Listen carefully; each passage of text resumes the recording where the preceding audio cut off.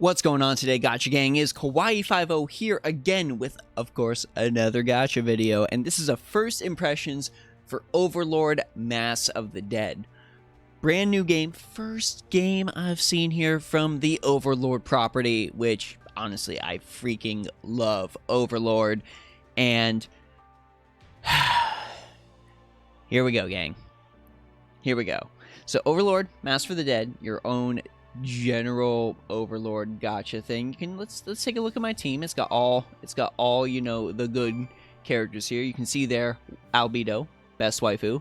I got Demiurge and yeah, Narbral in there. I'm sorry, gang. It's hard for me to focus right now. I've got issues. I've got issues with Overlord Mass for the Dead.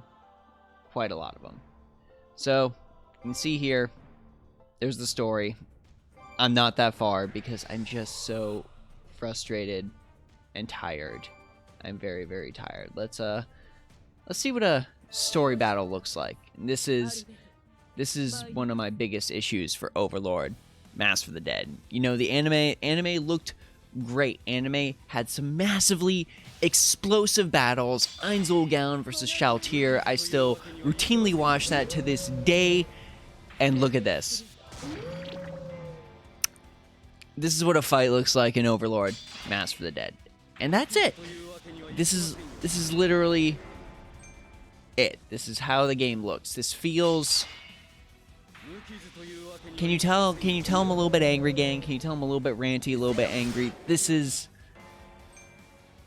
Honestly, when you take something that had the beautiful animation of Madhouse, the beautiful, magnificent animation, and you boil your gacha game down to this, there's a problem. There's an issue. Here's the thing, gang. When you summon characters you really, really like from a gacha game, when you are sinking all that real person money into that game for just a mere chance to see some of your favorite characters on the screen. Some of your favorite characters. I know graphics do not make a game good in general, as a rule. I get that. I get that a game can have subpar graphics and still be really good. But when you're sinking your money into this free game to try and get your waifu, try and get your husbando, try and get your favorite characters, whatever, you want those characters to look beautiful. You want those characters to look good. And Overlord is just not filling that role. Now I'm going to put up a couple of videos for you guys that I'm going to show as like an aside. So we're going to cut away from gameplay here for a sec. Let's take a look at Narbaral's ultimate.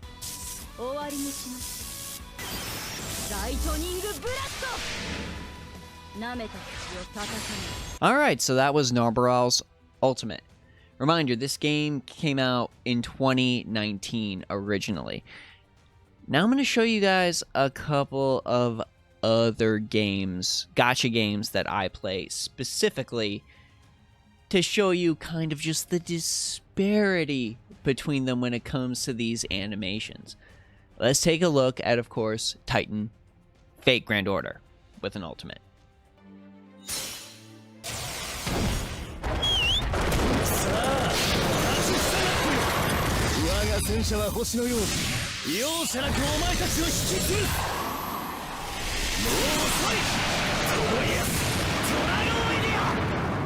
That game's old, and it is still improving on those ultimates to this day with animation updates. To this day, continuing to grow. Alright, now let's take a look at another game near and dear to my heart, Dissidia Opera Omnia.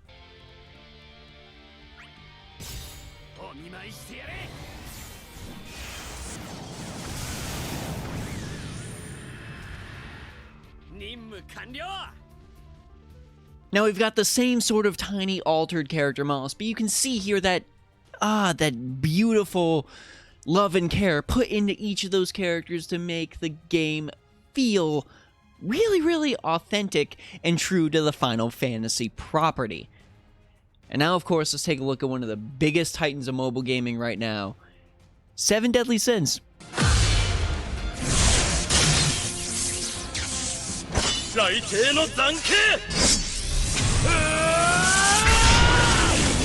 Those beautiful animations are part of what has made Seven Deadly Sins such a titan, completely ignoring like all the other gameplay stuff there is to do, all the PvP, all the boss raid quests, you know, the story that's continually growing, all the different challenges you can do.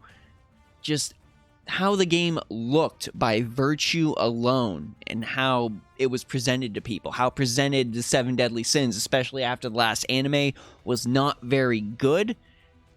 That is part of what made the game so monumental. Overlord Master of the Dead does not meet that minimum requirement when it's pitted up against its competition. But now I've sort of ragged on animations a little too long. Let's take a look at some of my other big issues with Master of the Dead. So yeah, of course, we got our story, we've got our farming for materials, but it is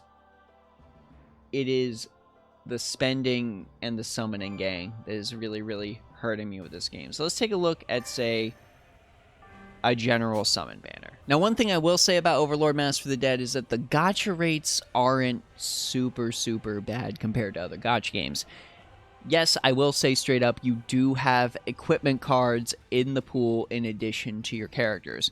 But the character rates are alright. You're looking at about like a 3% for a 5-star character. No big deal. No big deal. 4% for those 5-star chaos relics, craft essences, whatever you want to call it. So the rates are actually okay. Not a big deal. But gang, wait till you see how much a summon costs. Let's pop on over to the shop. Yeah, we got all these packs, which this VIP card, not good. Not good at all. Yeah, it gets you, like, stones every day based on the rank of the card. And that's it. Like, War of the Visions has a VIP system based on how much you spend, but they give you other stuff in the game. They give you materials, they give you gil, they give you all kinds of these other items, whereas this just is a subscription-based card, basically. It's a monthly pass, kind of like games like Arknights, like the aforementioned Seven Deadly Sins, all have. But if we're just going and ignoring all of these like limit break packs that they have, and we just look at how much stones cost, it is 500 chaos stones for a summon. That is $28.99. That's a little on the high end. That's a little on the high end that they are asking you to pay for characters that don't even super look that good.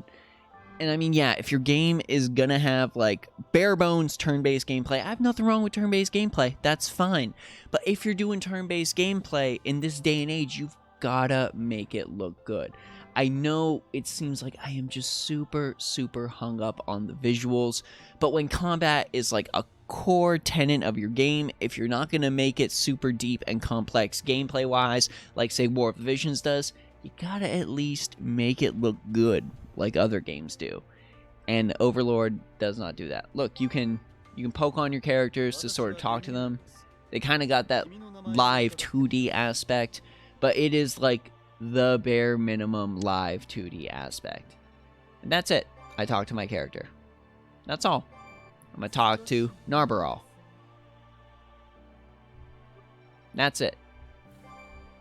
And one thing I gotta say when it comes to Master of the Dead in terms of how the game has just run on my phone, like gang, I have an iPhone 10. That's not an old phone by any means, but I've still noticed at times during battles and the time that I was playing it that there are frame rate drops.